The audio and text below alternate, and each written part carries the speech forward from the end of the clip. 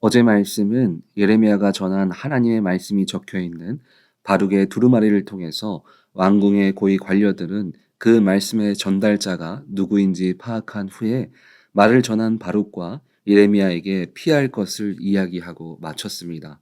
그리고 그 사실만으로도 현재 이스라엘은 왕을 포함한 고위 관료들 사이에서도 믿는 자와 믿지 않는 자들이 나뉘어져 있다는 것을 우리는 추측할 수 있습니다. 어제 말씀은 하나님의 말씀을 듣고 믿음에 반응했던 사람들의 모습이었다면, 오늘은 주님의 말씀을 인정하지 않는 사람들의 반응을 비교해서 볼 수 있는 내용들입니다. 20절을 보면 그들이 두루마리를 서기관 엘리사마와의 방에 두고 뜰에 들어가 왕께 나아가서 이 모든 말을 왕의 귀에 아뢰니, 남유다의 신앙의 상태를 보면 마음은 하나님을 전적으로 신뢰하는 믿음은 갖고 있지 않았지만 그들의 삶의 모든 생활은 성전과 그리고 예배하는 것이 있는 선택받은 민족이라는 틀은 유지하고 있는 그런 나라였습니다. 지금으로 따지면 교회 안에 있는 모든 사람들이 교회를 다 다니지만 그 안에는 주님을 진정으로 믿는 사람도 있고, 어떤 사람들은 커뮤니티 생활을 위해서 교회에 출석하는 사람도 있다는 것입니다.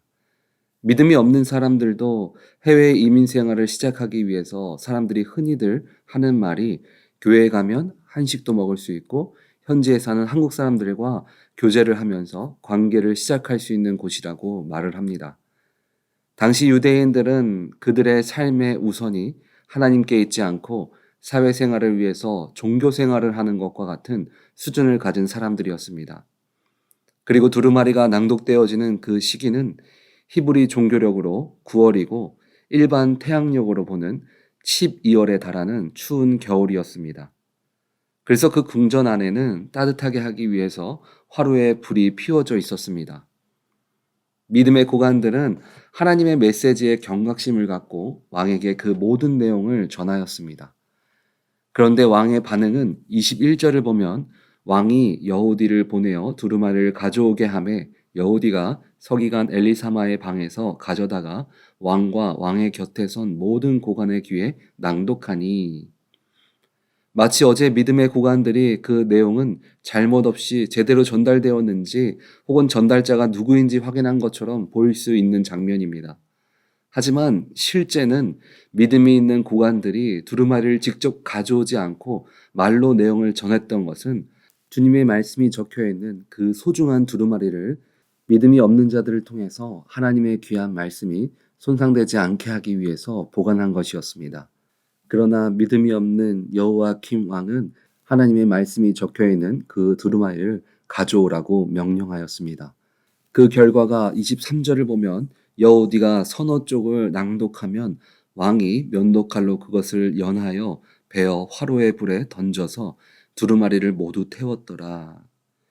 유다의 왕 여호야킴은 이 사건을 통해 명확하게 알 수 있는 사실은 그는 하나님에 대한 경외심을 갖지 않은 사람이라는 것입니다. 하나님을 두려워하지 않고 말씀에 반응하지 않는 사람이었습니다.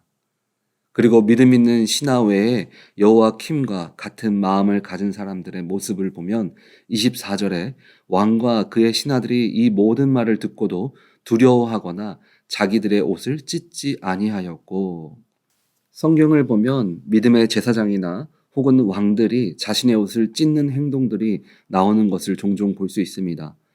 이것은 자신의 슬픔이나 분노, 고통을 표현하는 행위를 보여줍니다. 현재 상황은 믿음대로 살아가지 못하는 그들의 삶에 대한 하나님의 말씀이었지만, 하나님 말씀대로 살아가지 못하는 자신의 모습을 보면서 분노하거나 슬픔에 빠지거나 고통스러워하는 사람은 없었습니다. 이 말은 그들의 삶이 이미 말씀에 무감각해졌음을 말해주고 있는 것입니다. 반면 믿음의 종들은 불의 두루마리를 태우는 행동에 어떻게 반응합니까? 25절을 보면 엘라당과 들라야와 그마라가 왕께 두루마리를 불사르지 말도록 아뢰어 왕이 듣지 아니하였으며, 왕이 하는 행동을 멈추게 한다는 것은 짧은 소견이 아니라 자신의 목숨을 건 행동이었습니다. 그들은 왕보다 하나님의 말씀을 더 두려워했습니다. 믿음은 세상의 질서 때문에 멈추는 것이 아니라 믿음으로 세상 속에 살아가는 것입니다. 그 모습을 믿음의 신하들은 보여주고 있습니다. 오늘 본문은 주님이 우리에게 주신 말씀에 반응하는 삶을 보여주고 있습니다. 그리고 말씀에 반응하는 자들에게 주시는 하나님의 축복도 함께 우리들에게 보여주고 있습니다. 우리는 하나님의 말씀에 반응하려면 어떻게 살아가야 합니까? 라고 질문하면 어떤 사람은 내가 성경의 예언자들처럼 하나님의 음성을 듣는 것도 아닌데 어떻게 반응합니까? 라고 말하는 사람도 있을 것입니다. 그런데 하나님의 말씀은 우리가 매주 드려지는 주일 예배를 통해서 그리고 수요 예배와 또 새벽 예배들을 통해서 우리들에게 전해지고 있습니다. 여러분들은 예배를 통해 듣고 계시는 말씀에 어떻게 반응하고 계십니까?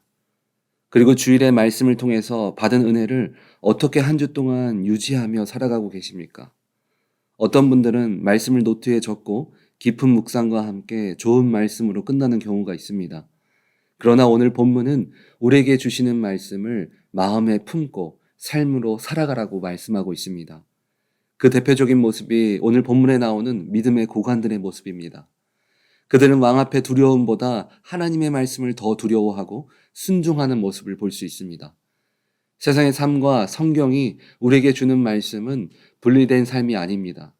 어떤 사람은 마음의 평안은 말씀을 통해서 얻고 삶은 세상의 방법으로 살아가는 사람들이 있습니다. 그러나 그 모습을 성경은 올바른 순종의 삶이라고 말하지 않습니다. 사울 왕을 보면 그는 하나님을 믿으면서도 그의 행동은 세상 중심적인 삶을 살았습니다. 제사장을 통해 주님께 제사도 잘 드렸습니다. 그런데 그의 삶은 받은 은혜대로 순종하지 못하는 삶을 살았습니다. 그때 사무엘이 사울에게 말하기를 사무엘상 15장 23절을 쉬운 성경 버전으로 보면 순종하지 않는 것은 점쟁이의 속임수만큼 나쁘고 교만한 고집은 우상을 섬기는 것만큼 나쁘오. 당신은 여호와의 명령을 듣지 않았소. 그러므로 이제 하나님께서 당신을 버려 왕이 되지 못하게 하실 것이오. 사무엘은 우리가 말씀에 순종하지 않고 세상의 방법으로 고집하며 살아가는 것을 우상을 섬기는 모습과 같다라고 말하고 있습니다. 하나님이 우리에게 원하시는 것은 나에게 주어진 삶에서 성공하며 돈을 많이 벌고 자녀를 잘 키우는 것이 전부가 아닙니다. 그렇다면 우리는 어떤 모습으로 나아가야 할까요?